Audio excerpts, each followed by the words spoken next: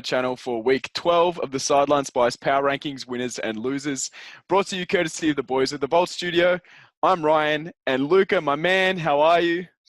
I'm good, my friend. It's raining here. I'm trapped inside, got nothing better to do than to talk about and write about football, so no place I'd rather be. I love that.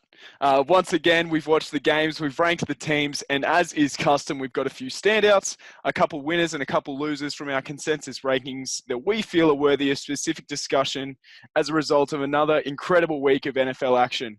As always, at the end of our video, check out the link in the description below to find our complete rankings, and please have your say. But for now, on to our biggest winner. Yeah, it's been a crazy week as per usual. A few upsets, more standard results than before. But this is a really familiar winner that we're seeing this week, Ryan. It's the Dallas Cowboys as our biggest winner. Yeah, say it with me. The Dallas Cowboys are now well and truly in the driver's seat in the NFC East race following their 31-23 win over the Washington Redskins in Dallas, and as such have risen 5 places to number 14 in our rankings. Amari Cooper had his breakout game, finishing with 180 yards receiving and 2 touchdowns. And Zeke added an also impressive 121 yards and a score on the ground. The boys have now won their 3rd straight game and are up to a division-leading 6-5, division-tying 6-5. Most impressive in this recent surge up the standings, Dak Prescott, who threw for a season-high 289 yards in what was his 3rd straight game without a turnover. Next up for Dallas is a true litmus test of their recent form as they welcome the Saints to Dallas for the first of 3 straight home games. You want me to say that all with you? I'm just kidding. No, Dallas have been very impressive. The Saints will be the Saints will be a very good test, a road test. You couldn't have a much harder road team in the NFL. Another surprising leap was the Cleveland Browns. So they leapt from 26 to 21 in our power rankings. Now, I don't know what I loved more, the sheer audacity of Demarius Randall handing an intercepted ball to much maligned and disgraced former head coach Hugh Jackson, Baker Mayfield's post-game comments, or Mayfield's performance on the field itself. I think I might have to go with the latter because we are talking about football and not days of our lives. He had since Hugh and Todd Haley have left, he's got a 9-to-1 touchdown to intercept ratio. I think it's 17-7 on the season. I think he's by far been the best rookie of this year's vaunted class. Now, he's the oldest of the rookie quarterbacks, but even so, he's looked very good in this young career. Nick Chubb has been a revelation since becoming the starting running back, almost 130 yards from scrimmage, a couple of touchdowns. And now that this offense is finally paying to the level of the defense, it's a very dangerous team to play at Houston next week.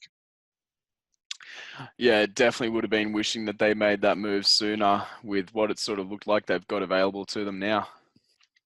Yeah, 100%. It's baffling why they didn't do it, but you can only move forwards from here.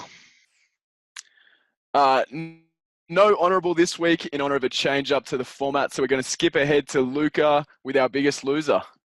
Our biggest loser is the Carolina Panthers. Now, just 3 weeks ago, we were sitting here talking about how they destroyed my Baltimore Ravens. They were 6-2, looking like an outside chance to take the top seed off the division off the Saints. But now 3 losses on the trot, going down 30-27 at home to the Hawks. Christian Vanilla Ice McCaffrey had a massive game, almost 240 yards from scrimmage, 2 touchdowns. And DJ Moore has looked every bit the first-round pick that he was taken at in recent times. This is the 2nd time in 3 weeks that the defense actually let them down. This time it was in the secondary. Wilson shredded them for over 300 yards and 2 scores. Tyler Lockett and David Moore, 2 decent receivers, but not receivers who are going to be striking fear into the heart of coordinators, both went for 100-yard games. And look, Tampa Bay are not a very good team, their next opponent, but they're playing Tampa Bay in Florida. And if any team can light it up in the passing game, it's Tampa Bay with their league-leading passing offense. So it's a danger game for this flailing Panthers team. Yeah, expectations much higher than sort of what they've shown us of late. And yeah, as you said, Winston and that receiver set in Tampa is going to be a huge test for a passing defense that has been struggling lately. My favorite loser of the week, as always, the Jacksonville Jaguars. You should give them a permanent spot there. Park 'em. The slide continues. After your meteoric rise to the AFC Championship game, you are now firmly planted in the bottom 5 of this week's rankings at number 28. Hell, even your staunchest supporter, Derek Chung, has finally dropped you to an acceptable level after reserving the judgment you so clearly deserved for the majority of the season. After what is now your 7th consecutive loss to the Josh Allen-led Buffalo Bills, 21-24. This was a game that by all accounts you should have and likely would have gone on to win if not for another bout of what seems like a characteristic brain lapse, this time by Leonard Fournette, who after rushing for 95 yards and 2 touchdowns within the first 2.5 quarters was ejected for a fight with the Bills' Shaq Lawson, all but sealing the loss for his Jags. To make matters even more confusing, Blake Bortles once again completed barely 50% of his passes for 127 yards and another 2 interceptions, leading to a start this weekend for Cody Kessler against Ed Clark and the Colts. Just leave that right there. Yeah, you just lagged out just for a second, so I missed the last part, but I heard Cody Kessler versus Andrew Luck.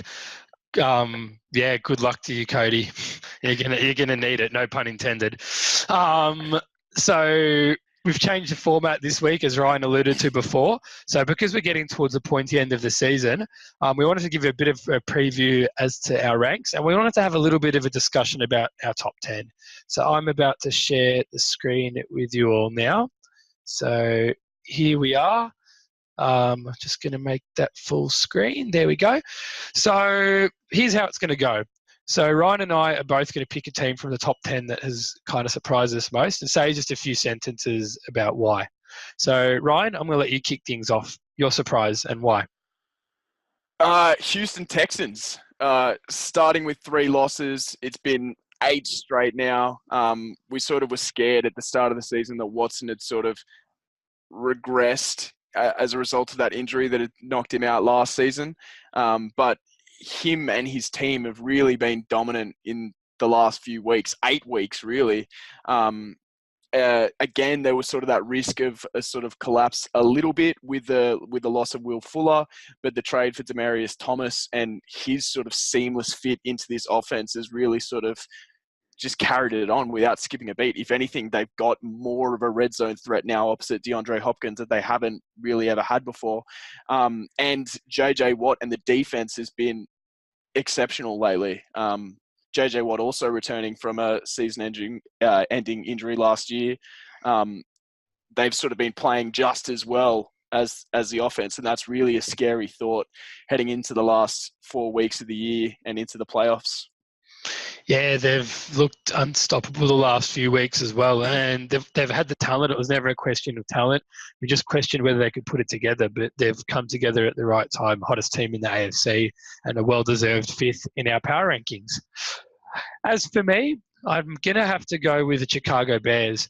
I was higher on them than the rest of the Sideline Spice staff. I think I had them in the late teens before the season started overall, but there's being higher on them than the rest of your staff, and then there's believing they're going to win the division. And I don't think any of us saw this coming. When they made the Mac trade, I did make the bold proclamation that their defense would be top 3 in the NFL. So far, it's come to fruition. The only thing that's been able to slow Mac down has been injury, but when he's been healthy, he's been the most disruptive force on the defensive side of the football, not named Aaron Donald, in the National Football League. What's really surprised me is Trubisky's progression as a second-year player.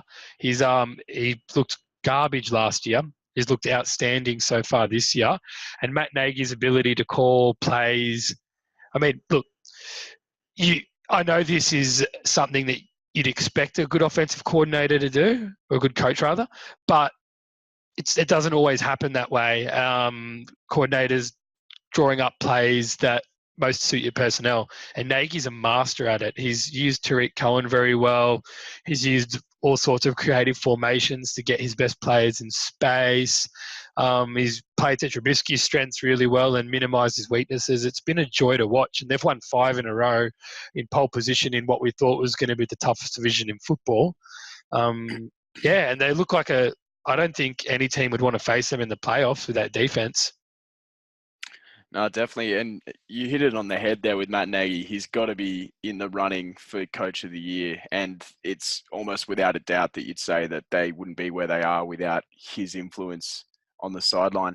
And as you're looking at those rankings, you see now there's only 2 NFC teams above them, the Saints and the Rams. And I don't think anyone would have thought heading into this year that that's where they'd be after week 12. No, we mean the Saints and the Rams, we had in our top 3 or 4 collectively before the season. But the Bears, real bolter. Didn't expect them to be anywhere near this. But they've shown that they're one of the class teams of the NFL so far this season. And I think they keep it up, to be honest. Cool. All right. So that's all we've got time for today. Our sign-off's going to be a little different today too, because I'd like to make a special announcement. So next week, yours truly, myself and Ryan, and the Sideline Spice team will be in Melbourne for Derek's wedding. And so as a result, we're going to have a special show. Josh will be featuring on it as well. So Josh will be making his Sideline Spice Power Rankings video debut. He's the man behind our amazing graphics. He does lots of hard work behind the scenes. We get to see his gorgeous mug on screen finally. And Ryan and I will actually get to do a show in person for the first time all year as well. So lots of bants will fly around. Hopefully we'll actually get the script done and not distract each other. But I'm excited. Sideline Spice in Melbourne next week. So tune in, be ready. We might even do a live stream of some sort if we've got time, but no promises. We'll see how we go for that. Until next week, my friends, enjoy this week's round of football. I know I'll be. Cheers, guys.